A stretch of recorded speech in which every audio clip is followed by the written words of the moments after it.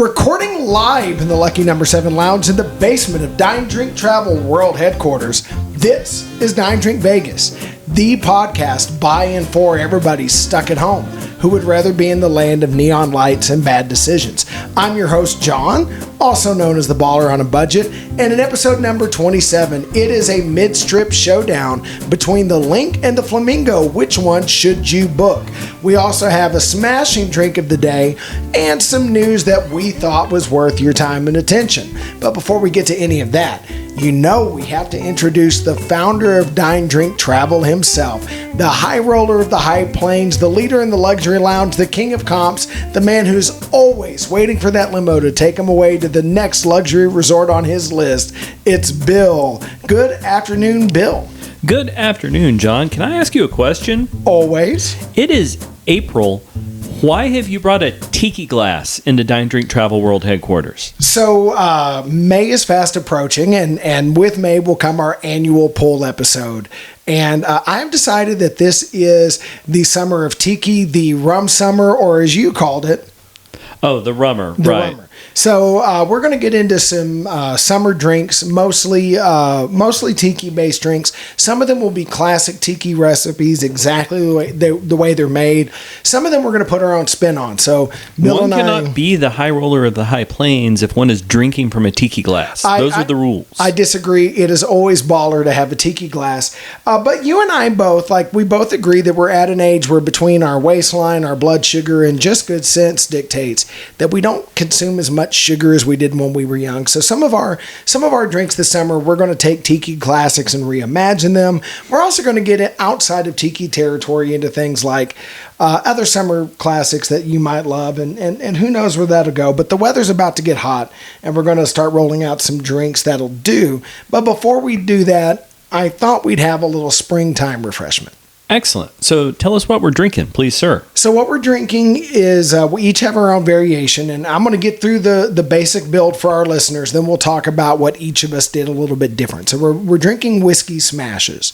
So let me give the listeners the basic formula. So a whiskey smash is sort of a happy medium between a whiskey sour and a mint julep. So basically the basic build goes 2 ounces of the whiskey of your choice, typically bourbon, but doesn't have to be. You're going to take mint leaves, roughly 8 or so. The fruit of your choice, very often this will be lemon in the classic recipe, so you'll have 2 big wedges cut into 4 pieces, and a sugar cube or simple syrup or the sweetener of your choice. So the process here is simple. Put your fruit, your mint leaves, and if you're using a sugar cube or granulated sweetener, put that in your shaker and muddle it. If you're using a liquid sweetener, don't add that during the muddle, but we want to muddle down the mint and the fruit. And if you're using a granulated sweetener, do that. Then you're going to add in 2 ounces of whiskey. Now, our wives are drinking tequila smashes because they didn't feel like whiskey. So you can do this with other spirits too, but then it wouldn't be a whiskey smash. And after you muddle all of that, you add the ice, you shake it like it owes you money. And there you have a couple of choices. You can just pour that into your glass with all the bits of fruit, or you can have a rocks glass. I'm using a tiki glass because we just got them. You could do a highball glass. Clean ice, strain over that so you don't have all the fruit chunks in there. If you want to, garnish with some mint leaves, with citrus, whatever. Y'all can see a picture of what I did on Twitter. I just put that out before we started recording. So, Bill, why don't we talk about the smash you decided to make? So the smash I decided to make reminds me for all the world of an old-fashioned. I went with a wheated bourbon. I went with a Weller Special Reserve, the Weller Green Label, if you're in the shops. Because, I don't know, I felt like a little bit of a sweeter flavor profile. And before I put the bourbon in, I muddled a couple of mint leaves with 2 brown sugar cubes. And that's literally twice as much sugar as I would normally do. But I muddled that. After I got the sugar cubes good and smashed, I then muddled probably about half of a fairly small blood orange in there. Then I put in the bourbon and the ice, shook it for a while, and then I strained it and served it over a giant rock. And this is phenomenal. And I enjoy it very much. It reminds me of a slightly sweeter old-fashioned. Obviously, there's no bitters in it, and that's twice as much sugar as I normally use as an old-fashioned. But my particular drink is a kissing cousin of the old fashioned. I like it. This actually tastes very much like a summer drink. Now, I didn't put mine in a tiki glass because that seems wrong. But it's phenomenal, and it tastes like something I'd like to drink when it's about 40 degrees hotter than it is right now. Yeah, we're having a surprisingly cool day for West Texas, but that would be a summer drink that you could do definitely in the summer. Mine is a little more spring-based, so like you, I went with blood orange. I just went with less blood orange and then a good amount of blackberries. Berries are in season right now. I happen to be diabetic. Berries of all the fruits you can get are fairly low glycemic, so there's something I can get away with pretty easily. And I went with an aggressive amount of mint, and I used a packet of Splenda because, again, I didn't want the sugar. Muddled all that up really good. Then I added Old Grandad, and I wanted a slightly bigger drink, so I don't need a refill mid-episode. So I went with a 3-ounce pour. So this is did I. This is, we're basically making doubles here. And I also wanted to fill up my tiki glass, which I didn't quite do, but that's okay. I also added a very gentle dash of Angostura. Now, I love bitters. I will say this cocktail usually doesn't call for bitters. I would not want to be really aggressive with it, even though I'm known to do that with other drinks. Certainly my old fashions, I'm more aggressive than you are. But like you, I strained it out on some clean ice. Sometimes I will open pour one of these and have all my fruit bits in the bottom. I kind of like that, but today I didn't do that. It basically becomes a whiskey slushy or that kind of thing. But yeah, mine is a little more springtime. You get the berries, you get the mint. Yours looks to be a little more light and bright. It is. I'm enjoying mine. And again, it's not what I would normally want, but very much as we get into the summer, this is precisely the sort of thing. Now, talk for just a second before we move on and talk about our feature. How did the ones that we made for our wives come out? They both seemed really happy. I did not take a sip, but they both insist that theirs was just blackberries and tequila and the sugar cube. Okay, so that's basically just a blackberry margarita, right? Well, no, because to be a margarita, you've got to have a lot more. And I did put a little bit of citrus juice in theirs. But to be a margarita, you really have to be at that sour proportion because remember, margaritas are a play on a daisy, okay, which are a sour. You got to have a lot of citrus juice, lime juice in a margarita. Theirs has a hint of citric acid. So I would not call that a blackberry margarita. Now, Mexican food restaurants would, but these are the same people that say chicken fajita. I've yet to see the flank steak on a chicken. And definitely, I've never seen a flank steak on a shrimp, and I've seen shrimp fajita. So sure, you can use the word margarita if it makes you happy. I'm not the cocktail police. Technically, that wouldn't be the word I would use. I would say tequila blackberry smash would be the proper name for what they're drinking. Awesome. Well, no, I enjoy mine very much. Although, if you added a lot more lime juice, you could make a blackberry margarita, and I suspect our wives would have happily drank that. I mean, that's because they live with us. I assume they just drink. By the way, I do want to take this time to point out, and yeah, they do, and anybody that was married to us would. Since you talked about your favorite drink being an old-fashioned, have you ever been to a bar that served you what they called an old-fashioned that had like smashed up orange in the bottom and some really neon red cherry? Yeah, and that's disappointing. And sometimes it's actually at pretty good bars with pretty talented bartenders who somehow have just missed that drink. And usually I take that as a sign that bar is for a crowd way younger than me, because there is no way that anybody of roughly my age bracket would normally walk into a bar that doesn't know how to properly assemble one. But sure, I've had the fruit salad old fashioned. And it's fine. It's a little bit of a different thing. Well, I would say that what we're touching on today, those things that are getting passed off as old fashions technically would be smashes. There's not necessarily anything wrong with them. But if you are getting into a little bit of mixology, again, I'm not the cocktail police, so call it what you want. But if there's a fruit salad in the glass, it's a smash. It's not an old fashioned. It doesn't mean it's a bad drink, but an old fashioned, you ought to taste the whiskey and the bitters. That's fair. And if you have a orange wheel or a lime wheel garnish, and you get a little hint of that citrus, a hint's not bad. But a smash, you really are, the fruit and the bourbon are playing together to be a brand new thing. In an old fashioned, it ought to be about the spirit and the bitters, and anything else that goes in that glass ought to be a whisper. Yeah, absolutely. All right. Well, is it time to move on and talk about our feature story for today? I think if we keep talking about the drink anymore, people are going to turn it off. Oh, well, fair then. All right. So our feature of the day, we're doing a mid-strip showdown. So we've already talked about in March. We both took two separate guys' trips, although we crossed paths a couple of times and hung out a little bit. You stayed at several properties. I was at the Linq the whole time, but you did get, one night at the Flamingo? I wound up actually staying at the Flamingo for 2 nights because it had been theoretically comped before resort fees and extra fees and all that sort of stuff. So Linq and Flamingo are right next to each other. And before we get into the comparison, let's start with the thing that is phenomenal about both of these properties. That's location. Absolutely. I mean, they are both center strips, so you can get wherever else you want to go. And the Linq Promenade is between the two of them. And to my mind, it's not really fair to call it the Linq Promenade. I would call it the Linq Flamingo Promenade. It's right between the two hotels. You can stumble out of either hotel directly onto it. And that, I mean, whatever, it gives you really great options for bars. It gives you really great options for restaurants, some entertainment venues. And that means it doesn't really matter a whole lot which one of the hotels you wind up in, because there's other stuff to do there that's functionally attached to both hotels. Yes, and you're so close to Caesars, you're so close to the Venetian, you're so close to the Mirage. It's a great location. I will say, I'm also happy these properties are on the side of the strip they're on, across from Mirage and Caesars, because that means it makes it easy to walk to a few things off strip, which matters, because there's some restaurants you and I like that you could catch a cab to, but honestly, like, the walk from the Flamingo or Linq to Lowry's ain't bad at all. No, right? not at You all. could do that. There's some other stuff back that way. There's also some casinos, some more local friendly casinos, particularly Stage Door, which is a place you're going to get stabbed, and Ellis Island, right? So there's some other gambling options, and a little bit later when we get into this comparison, I'm going to come back to that because there's a reason why that matters. But let's start with the rooms, because let's be honest, when you pick a place to stay, if you're doing Vegas right, you don't spend a ton of time in the room.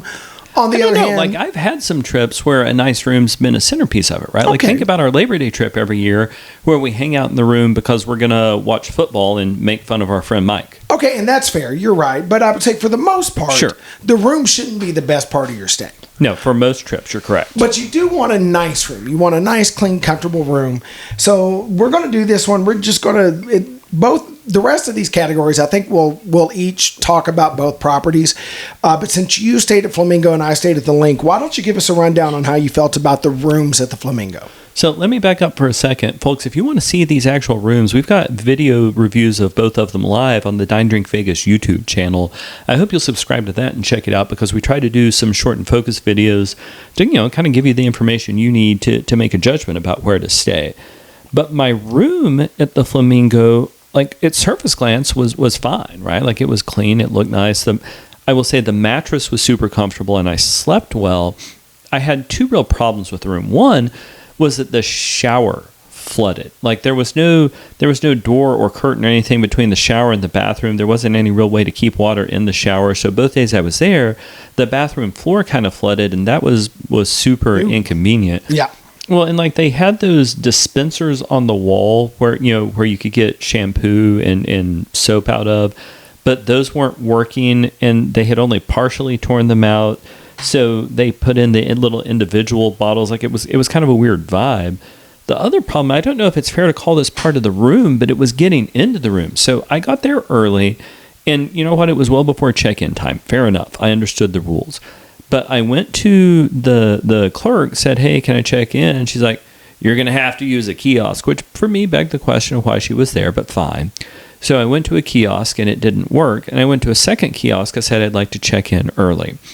I got the email saying my room was ready within like 5 minutes. So what that meant was they just wanted to be able to automatically charge the $40 early check-in fee without her actually collecting it. So it was super weird. So I went back to that second kiosk and it wouldn't take my payment. So I went to a third kiosk. Oh, wow. Where it eventually gave me the stuff. So the process of getting into the room was painful and unpleasant. It wasn't so much that it was a $40 early check-in fee, although sure, that was a little bit annoying, but whatever. I had to talk to 3 machines and a human to get into the room, and that was stupid. The room was nice enough, but there was, the shower flooding was weird, and either be in or out with those soap dispensers on the wall. Right. Yeah. But how about you? Like, how is that the actual room quality over at the Linq? Well, let me touch on the check-in experience first, and then we'll get to the room. Since you ended with that, let me pick up from there. So the Linq also, they really do want you to use the kiosks. Now, I will say early check-in, I knew my flight was going to be early, so I just did that on the website ahead of time.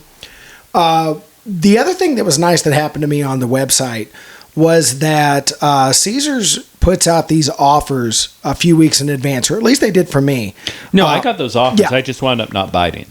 So they said, and you could just basically, you were bidding on an upgrade. Would you be willing to upgrade to this class of room if it was only so much extra a night? And there were a few options, and one of them was you could have gotten one of the pool suites, which looked really nice, but the weather when we were there in early March was not pool worthy. Pool weather. Even you would have rejected the tiki glass. Yes, and I will say too, when I get into the pool, when we talk about pool vibes later, my fat middle-aged self, I don't think that's my pool. It's not a bad pool, but we'll get there in a minute. But I did put down for a couple of possible upgrades. So when I arrived, they do put you to the kiosk, but the Linq had several employees with tablets roaming in that check-in area. So my kiosk was working just fine, but there was another lady that was having trouble with hers, and the staff was there to walk her through it. So I feel like even though both hotels have the same routine, it sounds like the staff at the Linq was doing a much better job of facilitating the kiosks. It absolutely sounds that way, yeah. Yeah, so that I will give Linq credit for that compared to your story. When I got up to the room, I can't remember, I think they just call it I think it was a District 3 suite because I was in District 3. Essentially what they did was it's two regular rooms connected, and the Linq rooms are small. So if you look at the bedroom side, it really is a standard room, and it's barely over 300 feet. But they've done a phenomenal job at the layout of this room. So I've been in bigger rooms that felt smaller. The Linq really thought that space out. The bed was the bed was very comfortable. The linens were great. Bathroom was great. We had the same thing. The fixtures on the wall, I had that same thing going on. The soap dispensers, but mine were clean and functional and on there. The walk-in shower was great. Some of the furniture on the suite side. So you talk about sometimes we hang out with the guys. The suite was just big enough that 4 guys would have been very comfortable hanging out in there to watch a game. Up to 6 guys would have been okay. And at one point we had, I think, 4 guys in my room and have a few drinks. It was fine. It was great. The table was a little bit worn. There was a part of the lamination broken off. Some of the other furniture showed some signs of wear and tear. The TVs were a little bit small. I think they were old because now you can get big TVs so cheap. I assume at the time that was just the best deal for the property. So the furniture might need a refresh. They could use some bigger TVs, but overall, it was phenomenal. And I got to say, because I booked early, again, baller on a budget move, book early. This was the first half of spring break. The prices kept going up the month before we arrived because I always go back to check to see how good a deal I got. By the way, baller on a budget tip number 1 is book early because you usually get the better deal.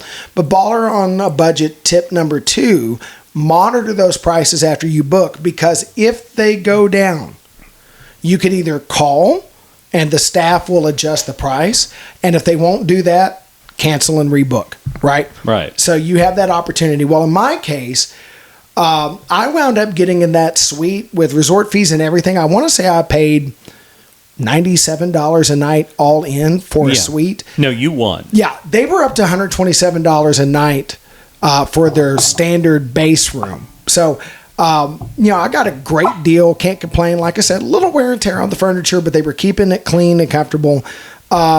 It wasn't the Bellagio. It wasn't the Palazzo. I'm not saying this was a luxury stay, but if you just need a clean, decent room, the Linq's got you. I was very happy. Yeah, no, I would have preferred your room. What were the places to eat like? Like, what were the dining options like in the Linq? So the Linq, not surprisingly, they're aimed at a younger, less affluent audience. So you don't have fine dining in there. But you got Guy Fieri's, which I didn't eat at, but watched a lot of that. You've got Hash House at Go-Go, which I had breakfast there. And didn't you try like the pizza vending machine? Oh, we're going to get there in a second. Cool. You're connected to the Linq Promenade, so there's a lot of stuff there. I think there's a couple of Buddy V outlets there, little pickup cafes. Coffee, very important. There was a Starbucks, but there was also a little Dunkin' Donuts kiosk, and nobody was waiting in line for Dunkin' Donuts. And personally, I like Dunkin' Donuts coffee better than Starbucks. Yeah, anyway. It's just objectively better. Yeah, I mean, well, that's whatever you like, but I like that medium roast. I always get their iced coffee, so it was super convenient, and quick, especially if you're in District 3 because it's right off the elevator. And for late night munchies, they had a cake vending machine from Buddy V and a pizza vending machine for Buddy V. And for $10 out of the vending machine, I got a really solid slice of Detroit style deep dish pizza. And y'all, I'm not claiming this was the best deep dish I've ever had in Vegas. Pizza Rock beats this slice hands down. No, that's not what I'm saying. But if you are in dire need of food because of choices you've made in Vegas and you're in the Linq and you don't want to wander around the streets and you want to grab something quick and go back to your room, I'm telling you that vending machine pizza was way better than it had any business being. And compared to what you paid at Fountain Blue, $10 for a slice that's hot and ready in a couple of minutes at 2 a.m., yeah, I dig it. Overall, the dining, again, if you want fine dining, you're going to go elsewhere. But if you just need to make sure you can get some solid food options 24 hours a day, I think the Linq's a winner. No, that absolutely makes sense. So over at the Flamingo, and I will say, as with so many things, which place has the better dining isn't all that terribly relevant since the Linq Promenade is right between them. And the Linq Promenade is essentially like a super large sidewalk between the two. But in theory, and let me finish this whole thought. In theory, the dining at Flamingo is better because they've got Bugsy and Myers, which is an upscale, sort of steakhouse. The problem is that, and we've talked about this before ad nauseum, the location of Bugsy and Myers is just so dang bad because you're sitting there right on the central walkway next to the Flamingo pool, and nobody wants to see me coming out of the pool in my swimsuit as you're sitting there, trying to enjoy a $100 steak. Yeah, I mean, look, we are the last people to fat shame anybody. No, right? But that's because you and I know enough to put on some clothes. Yeah, there was a particular moment in our meal, and it's been 2-3 years since we ate there. I remember looking up, and of our dining group of 5 people, I think I'm the only one that genuinely loved my meal at Bugsy and Meyer. I did not have a gripe with my meal. Now, our buddy Derek is still mad about some asparagus that he thought was cooked wrong and that kind of thing. My food at Bugsy and Meyer was top 10 steakhouse in Vegas, but I'll never go back for this reason, because I remember eating this beautiful steak and hearing a commotion in the hallway and looking up, and I saw a mother applying corporal punishment to a screaming toddler, and immediately behind them, and again, I don't want to fat shame you, go girl, if you were comfortable in this, but I was eating a $115 steak. There was a size 22 woman in a size 2 bikini, and not enhancing the dining ambiance. They need a fast casual right there. That is not a high-end experience. Yeah. Now, I will say they are right next to the Bugsy and Meyer space. They are building what looks like a high-end Cuban space, which ought to be open over the next month or two. So I would revisit this in a month or two. I kind of want to go check out that Cuban spot. Oh, yeah. But right now, kind of hard to say. Doesn't really matter much because so much of the dining is between the two, as are the bars, right? Like the bars are between the two. And I'm going back and forth on who has the better bars. And I'm excluding all the ones that are directly on the promenade, right? Like I'm talking about the ones that are in the hotel. So the actual bar inside Bugsy and Meyer is a pretty nice space. And if you want a little bit of a nicer cocktail, that gives you an option that you don't have anywhere in the Linq. There was also a hidden speakeasy that was hidden so well I didn't see it until departure morning, which is weird because they literally put it on the room keys, right? And yeah. I guess I just missed that or something. So there were a couple of spots in the Flamingo to have some really nice cocktails that I don't think spots like that existed over at the Linq. And that's certainly not the sort of space which exists, in the Linq Promenade. So in theory, I don't know. I'm probably going to give the bar's edge to the Flamingo, but again, as with most of the things that aren't the room and the price, it doesn't matter because the promenade's right there, and it's not like they won't let you into one hotel from the other. Yeah, I think there are some. Yeah, there are some better cocktail bars out on the promenade, and there's, there's some beer options, and there's no way to get kicked out of those bars, right? And if you get over enthusiastic at karaoke at American, you can be asked to leave. But can you be asked to leave a buffet, John? Hasn't happened to me yet. You can be asked to leave Le Cirque, and we will save that. That is a story I will tell on the podcast. The other story you keep alluding to, never, sir. Never. But for me, I'm going to give the Linq the edge purely because understanding what these properties are. Because I'll grant you, if you're looking for fine cocktails, the bar at Bugsy Meyer does a good job. And the nice thing about the bar space is you can't see Marge from Boise and her itty bitty bikini, which is not as exciting. Like Marge should have put that away 20 years ago. But if you're looking for high end drinks, Flamingo probably is better. Not probably, it is better. But if you're staying at either of these properties, you're not having a high end experience anyway. The bar at O'Shea's, which is technically in the Linq, although it's accessible from the promenade, fun bar. The gambling stinks, and we'll talk more about gambling here in a minute. But O'Shea's, fun little fake Irish pub. Not the best Irish bar on the Strip. We've talked about that when you were talking about your trip to Dublin a couple episodes ago. By the way, if you didn't hear that episode, go check it out. But for the most part, you're getting your Caesars brand, your Caesars hotel service bars. You're going to pay a lot for some rather average cocktails, but you're going to have fun doing it. Either way, you're fine. I'm with you. Go drink on the promenade. Absolutely. Yeah, get out there. All right, what about gambling, Bill? You are a bigger gambler than me. What'd you think? So my gambling role was pretty limited for this trip. So I didn't gamble a lot, but I wouldn't gamble in the Flamingo. Like, I think it remembers when it was one of the premier properties in Vegas and it was just overpriced. I think every blackjack table I saw, because that's kind of a good measure, but it was 6 to 5 on a Tuesday morning, right? Like, there was no reason for that. My guess is they had a $50 table tucked away somewhere, but hey, I don't have the kind of money to gamble that. And if I am going to pay $50 a hand, I'm going to go to some nicer hotel where they're going to serve me better cocktails anyway. Yeah, it was 6-5 out of a continuous shuffler on a Tuesday morning at $25 table. So I didn't gamble much. Like, the Flamingo wasn't very good. What were the gambling odds like over at the Linq? So I walked through both properties, and I think they were the same across the board, but I'm more of a video poker player. I didn't see a decent pay table in either building, even if you start getting into a higher denomination machine. So a lot of times on the Strip, what you're looking for ideally in Jacks or Better or Bonus Poker is a 9-6 pay table where you're getting... Why do they call it 9-6 and not 3-2? Because it's not blackjack.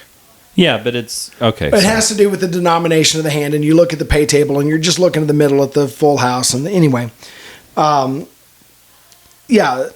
didn't see any good odds, even at a higher denomination. Even if you wanted to pay $10 a hand at video poker, which is a lot at video poker because you can go through so many hands in an hour. It's such a fast-paced game. So, there were a couple times I threw a 20 in the machine and just played for funsies or to get a comped drink. I would have been ahead to buy the drink. Also, the slot machines. I play a little slots very tight. Honestly, and this is where location comes in, I like this side of the street because when I felt like gambling, I walked over to Ellis Island where the odds are good. And I'm so sorry to jump a little bit sideways here, but it's where casinos meet bars. So I walked up to one of the service bars inside the Flamingo because I wanted a double of Maker's Mark and I didn't want to have to gamble. So I just ordered a double of Maker's Mark. And I don't know, whatever. It was a skimpy double.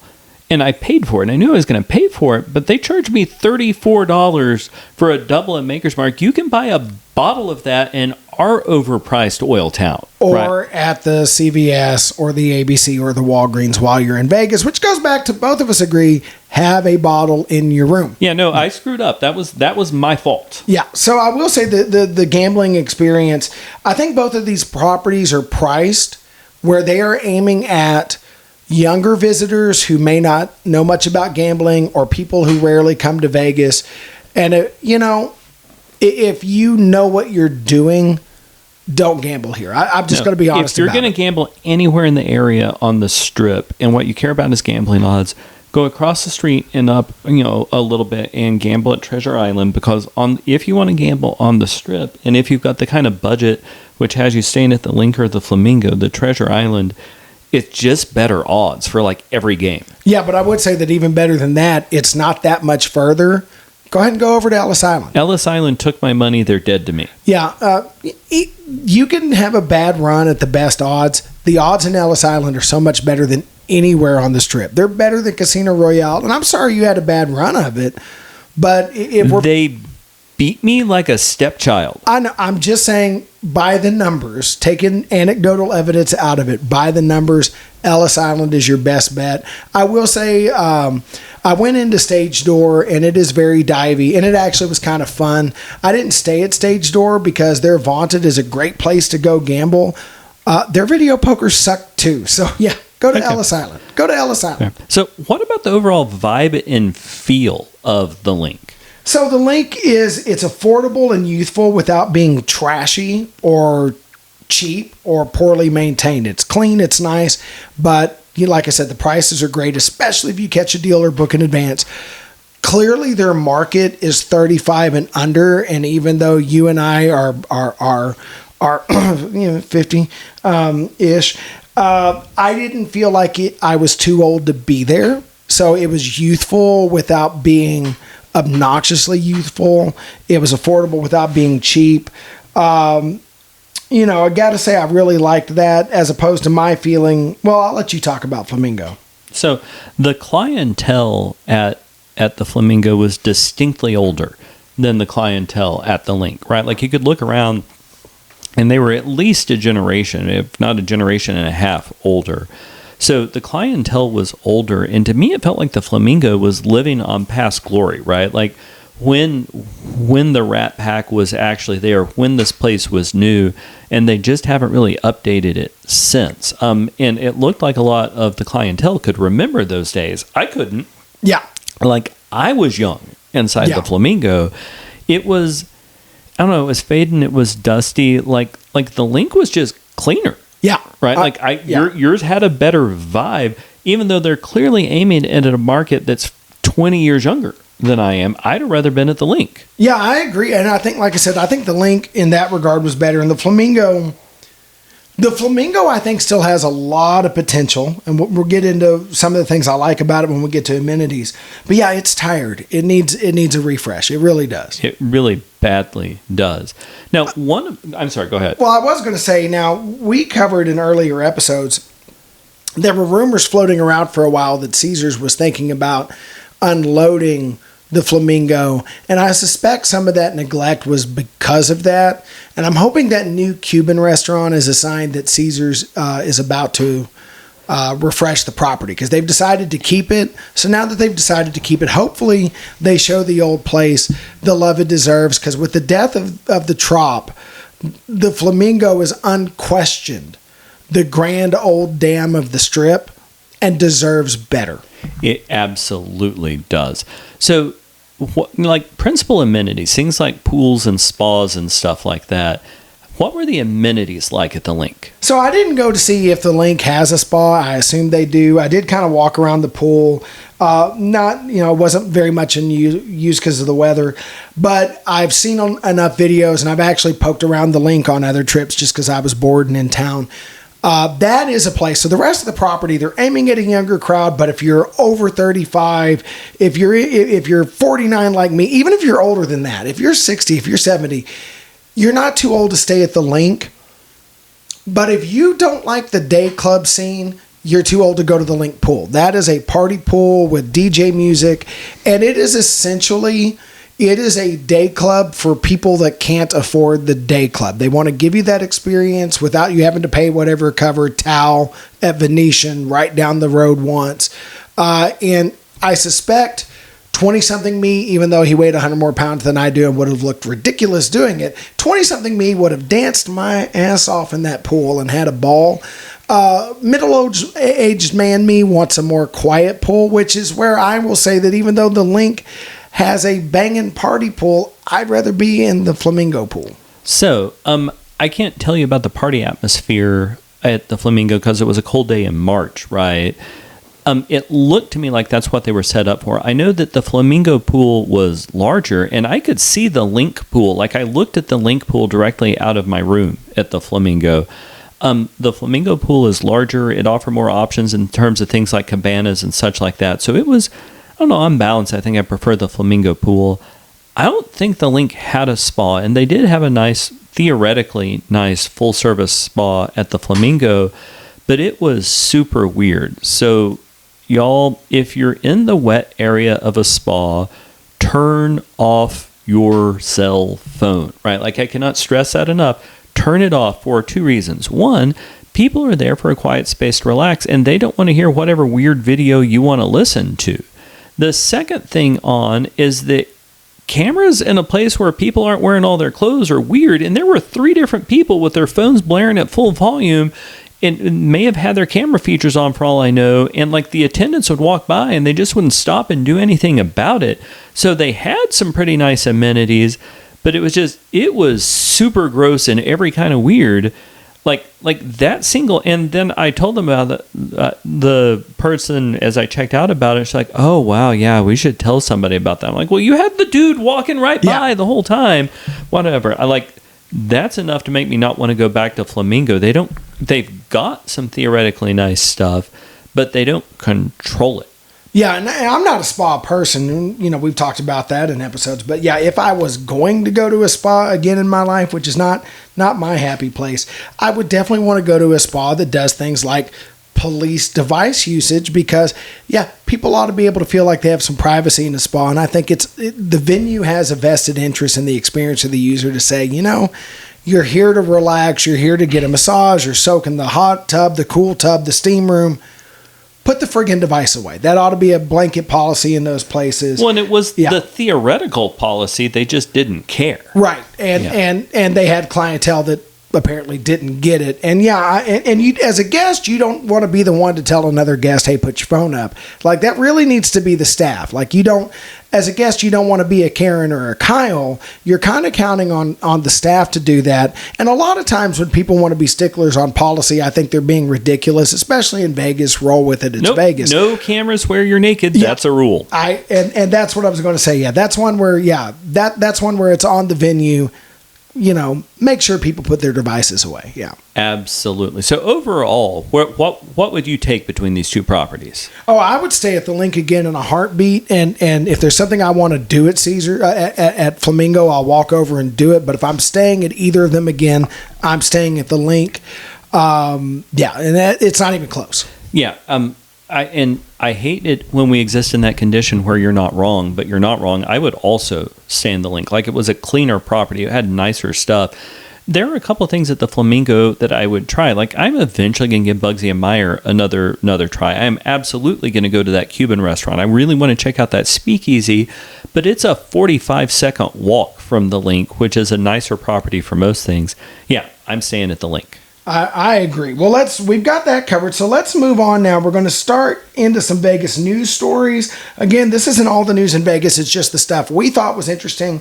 So the Plaza announced, by the way, on top of announcing they're running some packages where they're going to waive resort fees and give you some meals if you stay June 1 to June 30th. Tell me more. So I didn't put that in here, but that broke on Twitter earlier this week, and I got an offer in the email for that. If you book now and stay between June 1 and June 30, They'll waive your resort fee. You get a free dinner and a free breakfast, although it's limited which venues. You're not getting Oscars for free. You get some additional discount opportunities during happy hour at Oscars that I think are supposed to go a little bit more than the normal happy hour discounts. So, if you love the Plaza and if you can commit to eat under that roof, pretty good deal coming up.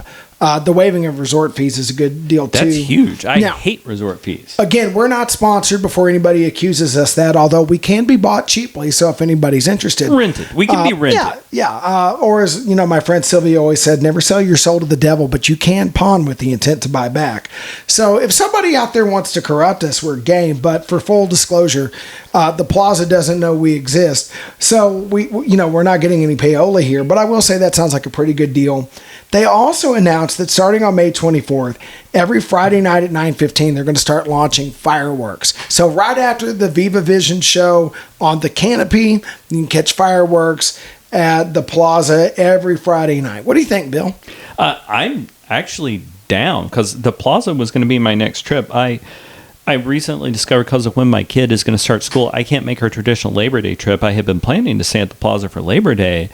And I think as soon as you and I get done uploading this podcast, I'm going to see if there's not a date in June I can go because I kind of want to be there Friday for fireworks. Yeah, I think that sounds like a heck of a deal. And again, it could be one of those deals where somebody jacks up the prices and then says, we got rid of resort fees and giving you free stuff. And you're not, But I'd rather do that, right? Like if I have to pay the resort fee, then don't charge me a $60 room and a $40 resort fee. Just charge me $100. Say what you mean. Yeah, and I'm normally not with you, although a few episodes ago I kind of went on a rant about some of the resort fees, but normally I'm okay with it. I get they got to play a game. But yeah, if I can find a way to get there in June, I think I'd do that too. Yeah, no, absolutely. So in other news, the Review Journal was reporting about the Fontainebleau, which I just stayed at on this last trip. So folks, what I did was I stayed a couple of nights at the Flamingo, then I spent a night at the Fontainebleau. We've got room reviews of both of those up on the Dine Drink Vegas YouTube channel. But their French Mediterranean spot, which I'm not going to try to pronounce it translates into English as La Côte, something like that. La Côte, yeah, I don't know. I speak English and Spanish and enough German to get a beer. I speak English and redneck. And those are different things, and that's fair. But it's a theoretically French Mediterranean spot in their really big pool complex. I didn't get to check out the pool complex because it was March and it was closed, and that made me really, really sad. But that restaurant, it's a restaurant. It's only going to be open to hotel guests. And I don't know, that could be their kind of air of exclusivity or snobbery or whatever.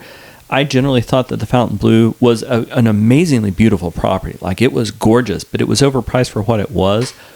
And that's another thing which makes it harder for me to want to go there. Now, to be clear, they had some phenomenal spots there. They've got Mother Wolf is probably the best Italian meal I've had in my life. It's open to the public. The Blue Bar, the main bar in the center of the casino floor, was actually really good and cheaper in most spots on the Vegas Strip.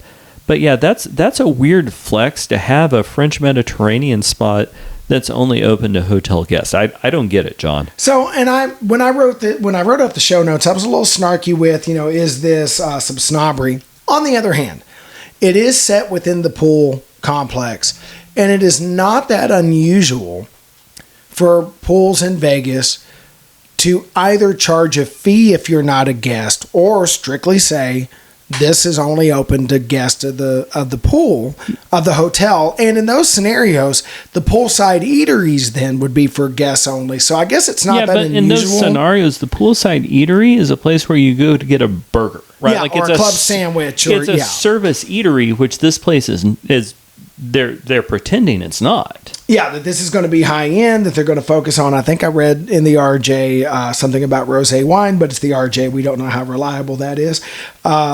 Sorry, I'm sorry. I've been reading and listening to too much Scott from Vital Vegas, so I have to pick on the RJ because I don't know. But yeah, I was so excited for so long to stay at Fontainebleau, and the more I hear about it, it's plenty of baller, but there ain't no budget. So I'm no longer. I still want to walk through it, but my desire to stay there is dropping by the minute. I need you to hear me, and our entire friendship rests on this. you need to take Mrs. Baller on a Budget into Mother Wolf there in Fontainebleau, because that is the sort of place she would absolutely love, because it's not that it's a cheap meal, it's the Vegas Strip, but it is the cheapest lovely meal that I've ever had on the Las Vegas Strip, and it's just legitimately phenomenal food. Do that. Take her there. I think I've decided that the place on the upper end of the Strip I want to take her is the Sahara. Fair. Yeah, there's some rooms there that I think that she would like. I've watched some of the videos. Travel Ruby's done a lot of, 2 or 3 videos there. I think I'd like to stay there, and then we'll meander over for dinner.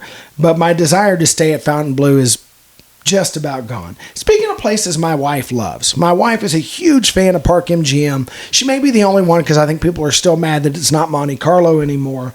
But Vital Vegas has reported that the Nomad Hotel within a hotel is out, because Hilton Brands has bought the Nomad concept from the parent company and will be taking over the Nomad locations in other places. But in the contract, when they came to Park MGM, MGM said that should Nomad get sold, that the rights to the upper floors at Park MGM cannot be a part of that deal. So by contract, that space now reverts to Park MGM. So Bill, I know you sometimes like the hotel within a hotel. We've talked about your love of the Delano and the Four Seasons. What do you think? Should Park do another hotel within a hotel concept, or should they just make some really nice rooms in their upper floors and call it Park and be done? So I'm all about what is efficient in terms of cost and time. I would absolutely market the rooms differently. I would market them as, I would call those my club floor or something like that, right? And be like, come to our club floor, get an enhanced room on the club floor and be done with it. Have a lounge up there. Yeah, no, because that's going to take you not long at all. So that's how I would handle that particular thing. But I think I agree. Yeah. No, speaking of other like nicer places on the Strip, like Nomad was designed to be. So again, going back up towards the North Strip on the Wynn Encore, what Vital Vegas is reporting is that the Wynn Encore's president is out to pursue other interests. And what Vital Vegas is reporting is that pursue other interest is actually once, for the first time in the history of ever, not a euphemism for having gotten fired. Apparently, dude just wanted to do something else. I can get it, maybe, right? Like you're just tired of running a giant casino hotel. What are you hearing about that, John? So yeah, I read through that, and Scott's not the only one that reported on that. There's other places as well, but he tends to get inside baseball on this. So I will buy that this is an amicable split. This guy's been with the company for 20 years, ready to take on a new challenge in life. And even though the Wynn's had some drama lately and they've been feuding with Fontainebleau, I will buy that he's not getting fired. He didn't do anything wrong. It was just time. However, I will point out that Vital Vegas rolled that out on Friday. This morning, while I was doing show prep and going through Twitter, I noticed that Scott, being a little bit cheeky, threw out a question to Twitter followers. What would they think if Blackstone, the investment firm that had Cosmo for 10 years and then sold out to MGM, what if they were to buy, say, a controlling stake or almost a controlling stake in Wynn Encore? Now, it's just theoretical, but if you've been following Vital Vegas, you know that, one, he's not scared to report rumors, and he did not say there's a rumor that this is happening today. So let's be clear on that. So we're not saying this is happening. We're not even saying there's an official rumor that it's happening. But given Scott's track record of being right way more often than he's wrong, and his love of stirring the pot, I can't help but wonder if he knows more than he's saying, and maybe it was time to step on out the door if you happen to know there were changes in the wind and you had a good run and this was a nice moment to walk away because the other shoe was possibly about to drop. Yeah, no, that would absolutely make sense to me. Is there anything else in the Vegas news? So the last one's not really news, but there's another podcast that, lots of people listen to as opposed to us, where we have a faithful few, and we thank you. Vegas 360, who just dropped an episode earlier today, They put out a review of a show called The Rat Pack is Back at Tuscany. Now, this is not a new show. And if you've been to Vegas, you have seen ads for this show on buses or at Vegas Ticks Tonight or the little stands on the Strip. So it's celebrity impersonators of the members of the Rat Pack. I've never given it a second thought, even though I'm super Vegas nostalgic and wish I could go back in time and go to the Sands and see all those guys. But the review was very glowing. What do you think, Bill? You're not a big show goer. Is that a night we could talk you into? So it depends on who the we is. As far as Vegas shows go, that's as interested as I'm going to get. And if I'm there with my wife, then sure, that'd be one I would go to. If it's where everybody else in the group is going, I would go a lot less grudgingly than I normally go to shows, but I'm going to insist on a cocktail. I think that's fair, but And in honor of the Rat Pack, it's going to need to be a martini. Yeah, I agree with that completely. Let me say this. I get you kind of balk at the idea of going to shows with a bunch of dudes. But I'll go to the spa with a group of dudes. Which is really weird, if I must say so. I will say this. I think going to hear Rat Pack music and knowing that at different points they have showgirls that come up on stage and that kind of thing, I think this is the perfect show for a bunch of guys that don't want to admit that they have, emotions and like having fun with their friends and enjoy music to go and do some music in Vegas and relax and hang out. I think it's the perfect thing. I would gladly go with my wife. My emotions were beaten out of me in 1978. Those were the rules. Yeah, we were both raised by Hank Hill type figures. Bobby, if you weren't my son, I'd hug you. Yeah, I get it. But yeah, I think the Rat Pack is a great thing to go to, even with a guys group. So I'm down. If you're down, maybe we'll do that the next time. And speaking of next time, on our next episode, it's going to be May, and it's going to be time to start talking about pools and rolling out some tiki drinks. But between now and then, Bill, where can they get more Dine Drink Vegas and Dine Drink Travel content? You can find us on YouTube. We have 2 channels, both Dine Drink Travel and Dine Drink Vegas. And on all the social media platforms, we're available at Dine Drink Travel. Where can they find you, John? I'm at Dine Drink John on Twitter, and we're so glad you chose to listen. There's a lot of podcasts out there. We're one of them, and we're glad you listened. If you liked it, please tell a friend, give us a positive review somewhere, retweet, share on social media, help us grow an audience so that we can keep bringing you all this Vegas content. And until next time, happy travels.